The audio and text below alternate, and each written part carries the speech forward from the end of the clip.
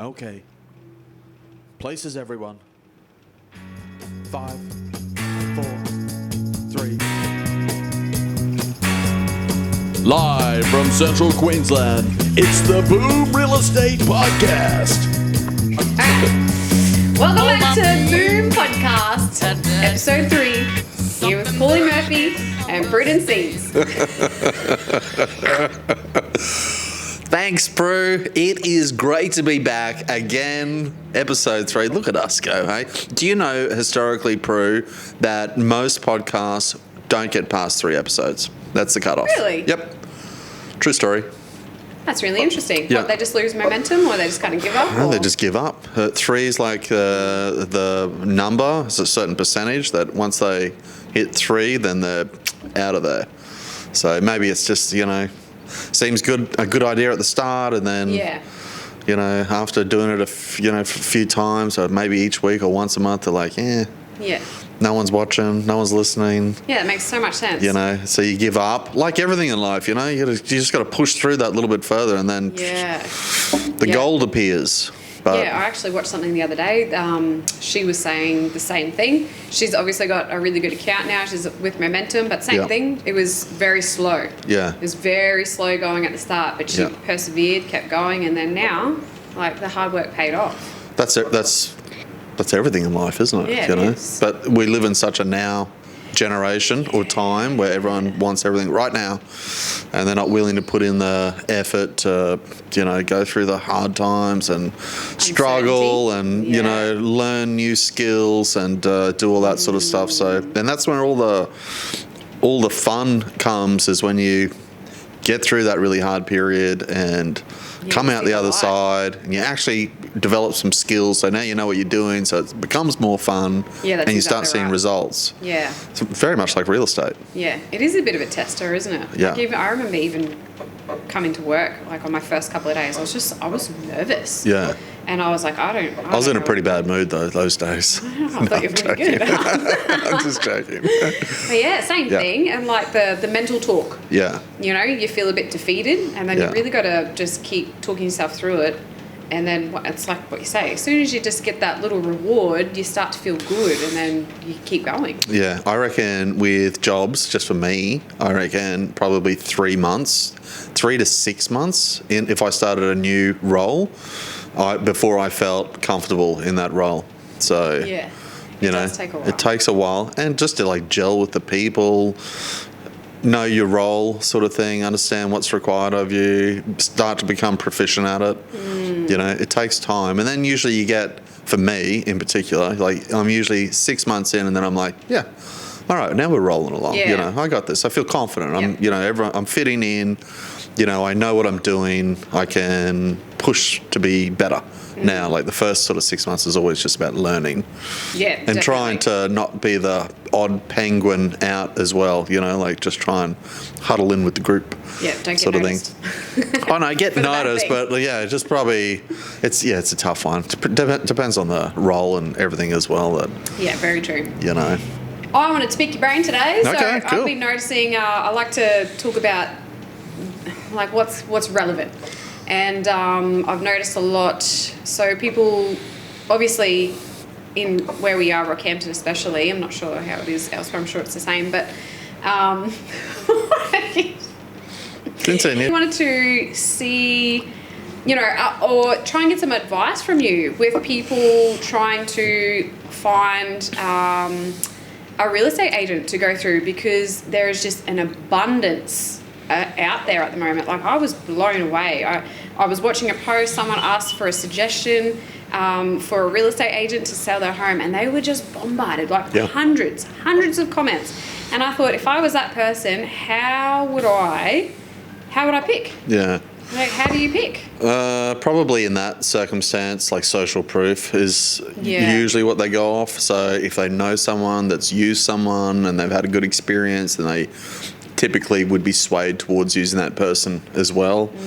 It's a tough one. So because, I was thinking about this morning, actually driving the car, and with real estate and selling, properties or land or unit or whatever it may be, I was actually really thinking about this morning. You could take, say, one house at 1 Smith Street, right? And let's just say it's a normal 4-bedroom, 2-bathroom property, and you could put 10 different agents. So let's say hypothetically you had this one house and you gave it to 10 sales agents across 10 different agencies, and say, whatever strategy you want to use, do that. Whatever marketing you're going to use, do that.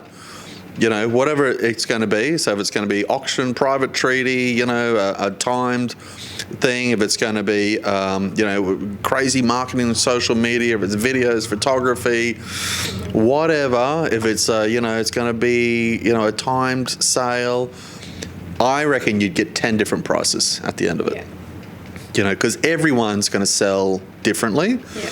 And some people just want to get in and get out. Some people are really trying to get the best price. Some people don't know how to negotiate at all. It's I honestly believe it's a really difficult thing to say this person can get more or that person can get more or they'd all get the same. It's interesting because when you talk about, you see a post, especially on social media, and they're looking for an agent, or I see lots of them as well on different things, like, why would you even bother using a real estate agent? You just sell it yourself. They're completely overpaid and all that. And look, 95% of them they're useless. But the difference when you get a really good agent that knows how to negotiate, they pay for themselves. Yeah. They pay for themselves and more. Compared to what you can do, it's huge. So choosing the right agent is very difficult. I definitely think that's a challenging thing for a mum and dad, or whoever it is, a husband and wife, a woman, a man by themselves, to think, I want to sell my property. Who do I go with? Do I go with the big franchise brand that has, every single billboard and, street corner sign on the planet and they're everywhere? Is that going to get me the best result?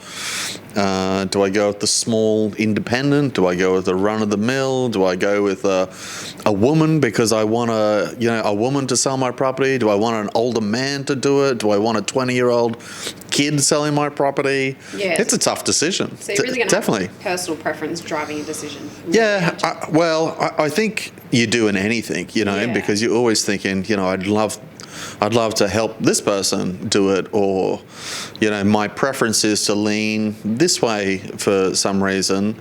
I think when you're selling a property, the most important thing is how much can you get for it? At settlement, when it's all finished, when it's all said and done, what do you actually get in your bank account? That's the number one thing, right? Is how much money you can actually get when it's finished. That's minus marketing, minus commission. What do you actually get at settlement? And then, was the experience good as well? So, you could probably, you always want to get the most amount of money, but you want to have a really good experience. You don't want to have a very traumatizing, negative experience where the agent doesn't talk to you, you don't know what's going on, you're a bit blindsided by everything, and then you sell and you feel, that it wasn't a great experience. You didn't enjoy it, even though maybe you got a great price, but the whole experience was horrible. Yeah. Or maybe it was a really bad experience and you got a bad price. So it's the worst situation possible. Yep. So it's a really, really tough thing, I think, for someone that's, not in real estate and they're thinking about contemplating selling. Like, where do you go? What do you do? You got so much marketing coming at people these days from, I was talking to buyers last night and I was saying to them, I'll email you through this information. They said, we're getting emails from 6 different agents already, regarding properties and stuff. So people are overwhelmed with how much marketing material they get from real estates. And, we do it as well. We do DL cards and we do our fortnightly newsletter and, anything else we're sending out through our CRM system as well. So it's part of the game, but it's definitely overwhelming, I reckon, for people. Yeah, I agree. I definitely agree. Actually, so you always say I hear Paul saying around the office there's 4 types of real estate. Yep. Let's take us through them. Okay, cool. Yeah. So your first So you got 4 types of agents, right? So if you're thinking about selling a property, you're typically going to have 4 agents come out to your property. 3 agents and another one, but you'll have 4 people come out to your property to give you what they think is going to be the best way to sell your property. So the first person you'll have that will come out, maybe they're not going to be in this order, but you'll have one person that comes out, and that's an order taker. So what they do, and this is pretty much the majority of agents that are currently circulating throughout Australia, because the market's been so good, they really haven't had to learn the skills of being a good agent, because you could literally list a property, put it on the market, even if the seller was massively overpriced, the market would eventually catch up and they'd sell that property. So the skill level required for that agent was very, very minimal, and they'll get found out when that market turns. So the order taker, what they do is they come in, they will list your property for sale. They won't work really hard to negotiate to get you the best price. As soon as a good offer comes through, they will try and persuade you to take that offer, because they're really focused on the commission. They want to get the commission and get out of there. Now, from a real estate salesperson perspective, like, the commission is not a big thing for us. Like, the difference between $50,000 in commission is not much at all. You know, like, literally, you know, it could be $500, $1,000. Like, it's a lot of money, yes, but not really in the scheme of things. But for the seller, like, $50,000 could be life-changing for someone as well. That extra $50,000, that's a car, you know, overseas holiday, just help them with the next property. You know, so having a great not having an agent that's just there to get that commission, get it out of there.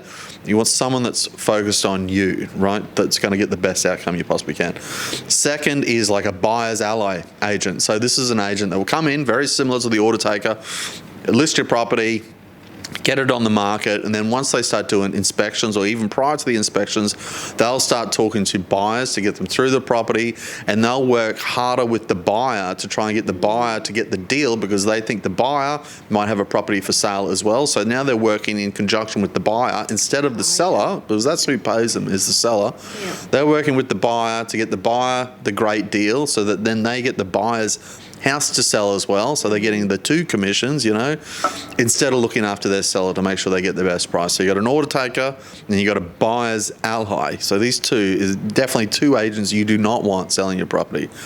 The third is for sale by owner. Now, for sale by owner, you know, I have mixed views on for sale by owner, because I think it's definitely possible to sell your own house. Anyone can do it. You can pretty much go out there and get some good photography on a property.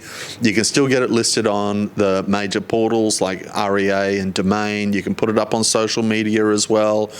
You can get a lot of the same exposure that a top agency can get. You know, not as great, but you can get pretty close. Like, you know, if you were really good at negotiating, you could get a good outcome as a full sale by owner. The problem is, I find with the for sale by owners, they don't really know the correct strategy and the correct marketing to get that property looking great to start with. So just getting everything set up properly is a key element in selling a property. And then for sale by owners are always really emotionally connected to the property, because it's their house. Yep. You know, and this is the thing you find with lots of sellers, they always think their house is worth more than, you know, market value price, because it's their property and they love it, and, you know, it's amazing. It's better than everyone else's house, sort of thing. So getting people to understand like market pricing is always a challenge, where a for sale by owner you always see the for sale by owners on the market for a long time, a lot of days on the market, always. You know, in this market that we've just nearly coming out of, even a for sale by owner could overprice the property by hundreds of thousands of dollars, and eventually that market would catch up and sell it. Now that's changing, right? So they're too emotionally connected. They don't know how to negotiate. As a real estate agent, you know, like, we are very skilled in knowing what to say to a buyer, when to say it, when to pull the lever, when not to, you know, when to talk, when not to talk. You know, there's all these different things that we do to make sure that we're maximizing the sale price for the seller. You know, and we are not, you know, I'm not emotionally connected to the property. My job is just to get every single dollar I possibly can from that from the buyers and produce that for my seller, and make sure that at the settlement, they get the most amount of money they possibly can. That's all I'm concerned with. So, a for sale by owner just doesn't have the right skills to negotiate the property. Right, it's a tough one, and trust me, if you are a for sale by owner and you're contemplating selling your own property, you could potentially leave 10% on the table that you don't know. You never knew that you could have got that extra money. The real estate agent will pay for themselves. A good one will be free, because they'll make you so much more money that their commission and marketing won't even matter. There's a really big difference there. And then you got number 4, which is a top sales agent, the best of the best. These people come in prepared. They have a strategy to sell your property. They know exactly how to market the property. They'll come in, they'll help you set up the property. They'll tell you how to rearrange the property to maximize its space. They'll give you tips on the gardening, on the house. They'll have a defined strategy. They'll be able to create buyer competition on the property. They'll take it to market. They'll do all the negotiating. They'll be in communication with you constantly, so you feel like you're completely a part of the loop. And they'll be the ones that are going to drive the best outcome for you and get the highest price. So, if you are thinking of selling, you want to go with number 4 every single time. And, lots of people get worried about commission and like how much the marketing is going to cost. And these are valid points, because, commission is generally in where we are, Rockhampton, Central Queensland, Yeppoon, Emu Park. It sort of ranges from 2% to probably 4% in commission is the range that most agents are charging. So predominantly around that 3% is about average.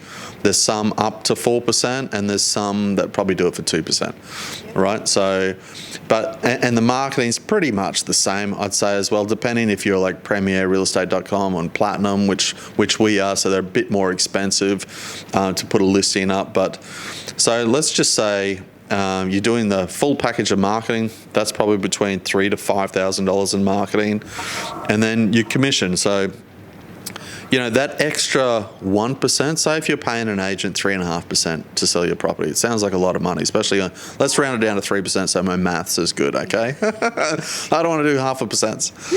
3% on $1 million, right? That's $30,000 in commission. So it's a lot of money, definitely, to pay an agent. And people think that agents are overpaid. And look, 90% of them are definitely in this market, because it's so easy to sell properties. But a great agent will not only get all that commission, that $30,000 for you, on top of the price. They'll get the marketing. They'll get even more money for you. So, there's stories that I can tell, which I won't at the moment, but, I can tell the last one we sold, the Lakes Creek property. So, that 446B Patterson Street. We end up putting that under contract for $700,000, put under contract twice. And it was a phenomenal price. It was offers over $675,000. The closest property to even come close to us sold with the biggest agency in town for $615,000. Now, I had the sellers come into the office, and we both agreed it was probably a better property, and it sold for $85,000 cheaper. I don't know if that property had very bad problems inside there, structural issues or something, why it got such a terrible price. But if I was that seller and there was nothing wrong with that property, and just by the marketing it was beautiful, I'd be pissed, absolutely pissed, because you just lost $85,000 by going with the wrong agent. Yeah, that's exactly. And you don't know that. That's the problem. Like when you select an agent, like back to the start of what I was saying, like you could take the same property, have 10 different agents, and you get 10 different prices. So just picking the right agent at the start, because you only get one opportunity to sell the house. If you don't sell it in that first sort of month on the market, every day your property's on the market, it's decreasing. People are starting to think, what's wrong with the house? Is there a problem? Is it overpriced? Why hasn't someone else bought it? There's an issue with time. And then if you get through 90 days, so a standard agreement for us is a 90-day exclusive listing period. If you get through 90 days and you haven't sold that property, huge red flags. You got some major issues. Your agent is not good, because they should have had, obviously there's a few different reasons. So either your marketing was no good, your agent is no good, you're completely overpriced, but then that comes back to the agent again for listing the property too high or not having a conversation with you 2 weeks into the listing saying, hey, the feedback from the market is this. We need to do some adjusting to the price to make sure that we're aligned with the market price now, and if we want to get a good outcome, because every day we're on the market now, we're decreasing in price. Yep. So if the agent doesn't have the balls or the confidence to go and talk to their sellers and say, this is what we need to do. We need to do this now. These are the things. They don't sell, and then the seller actually loses because they get less and less and less money for that property because the agent doesn't have the courage to go in there and say, we need to do this. Yep. I want to get you the best price, but I need to do this to make sure I can do it. And a lot of times the agents these days, well, not these days, forever, people go in and buy listings, they call it. So you get agents that don't really know how, they're worried when they go into a listing presentation. They think the only way they can secure the property is by telling the sellers a really high price. So the sellers are like, wow, can we really get that? We're definitely signing with this guy or girl. And then they can't achieve it. And then the property goes on a price slide and it just ruins the property. Now, it doesn't matter if you're selling a house or a car or a boat. The cheaper you can start that property or car or boat off, the more engagement you get, right? Like, if you had a beautiful Maloo ute, and you started that at bidding at 30,000 and it's probably worth 50,000, or, you would have a flock of buyers coming in wanting to get it. If you started that ute at 80,000, but it's worth, you put it on at 80 and you're thinking, well, I hope I get 70 for it. They'll knock me down a little bit. It's just the wrong way to go with selling. In anything you're selling, it's the wrong way to go. But people have this mentality, they'll knock me down to where I need to go and we'll get to the price. It just doesn't happen with sales like that. You need to be priced really close to the market. And even, I would say, just come down a little tiny bit to get all those buyers interested. And that's what we do. Like, we try and price the property correctly, even if we can get it a little tiny bit under where we think market value would be. And then we get all the buyers in, especially to an open home, because I want all the buyers to see each other. I want them to eyeball each other, so I can create competition. And then we'll pick out, say, the top 5 buyers, and I'll be negotiating with those to get the best price. But just having more buyers to compete for the property will definitely get you a better price. So it's definitely a tough decision a seller has to make, is who's going to be the right person to get my house, because everyone is going to give you a different strategy, or they're going to get a different outcome. And the thing with selling a property is you never know. You never know if you went with agent A or agent B, was that the best price? Was that the best price? You just don't know. And that's what makes it so such a challenging industry, and a very nervous period for sellers, because if they pick the wrong agent, like plenty of them do here, we see like prices, there's been some incredible properties sell dirt cheap, and you just think, wow, that's $300,000 under what that should have sold for. And you feel for the sellers, like if they just picked the right agent, they would have got so much more money. And don't worry about the commission, because the right agent will pay for themselves 10 times over. Well, not 10 times, but they'll pay all that back and more. Don't be worried about commission. And if it's a real struggle financially for you, talk to the agent and say, hey, look, I don't have the money for the marketing yet. Can we do that at the end? They'll work with you. We'd do that. Yeah. We understand like circumstances people are in, and the marketing is expensive, for people to come up with. So, just talk to people, and they'll help you out. And if the property's great and the agent thinks that they can get a great result, who wouldn't do that for a seller? So yeah, that's exactly right. Help them out. But it's a really tough decision, and it's something that it's a very long conversation. It is, yeah. And it's hard to really do your homework. You got to do your homework. Yeah. And it's not just getting on REA and seeing who sold the most amount of properties, because that doesn't indicate who gets the highest price. Exactly right. That just shows quantity. There are some great agents that sell a lot of properties, But there are some that are just order takers, and they're just flicking through properties, and as soon as they can get it sold, it's just commission, they move to the next one. So, knowing, you'll find out when you talk to someone, I think, if they're genuine, if they can really talk the talk. What I do with my sellers when I go in there is I say, hey, let's role play. You become the buyer, I'll be the agent, I'll show you how I negotiate for your property when the buyer comes in, because it's easy to talk the talk, but when you actually say, let's do it together, I'll show you what I do, so they can see firsthand. I tell my sellers, come to the open home.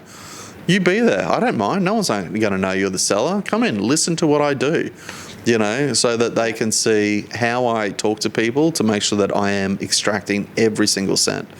So, I would say that would be the best advice. I would say if you're going to get an agent in, say, role play with me. Show me what you're going to do. That would instill a lot of confidence. Yeah, show me your strategy. Yeah. Now let's pretend I'm a buyer.